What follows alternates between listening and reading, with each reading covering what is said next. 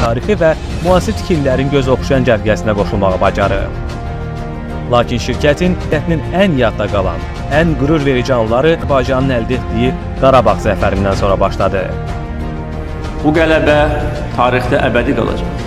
44 gün ərzində Azərbaycan Silahlı Qüvvələri düşmən ordusunu məhv edərək öz ərazi bütövlüyünü bərpa etdi.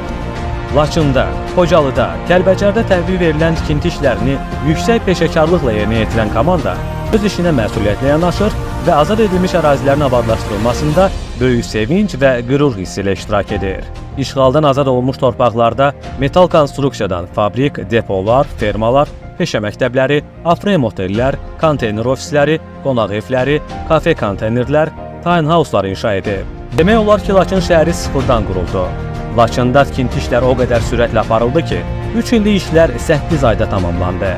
Laçındakı inşalarımıza fermalar, fabriklər, depolar, konteynerlər, ofis konteynerləri, kafe konteynerlər və demək olar ki, 100 ədəddən çox tiny house'lar və Afrem otellər daxildir.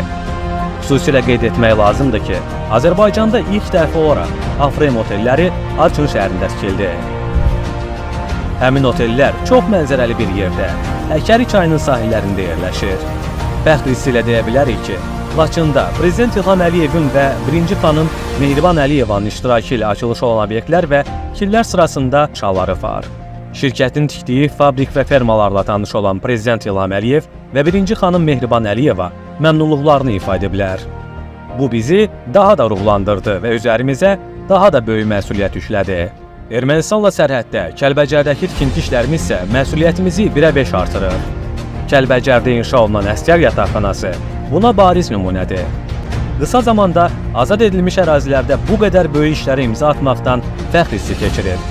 Öhdəmizə düşən bütün vəzifələri yerinə yetirməyə hər zaman hazır olduğumuzu bəyan edirik.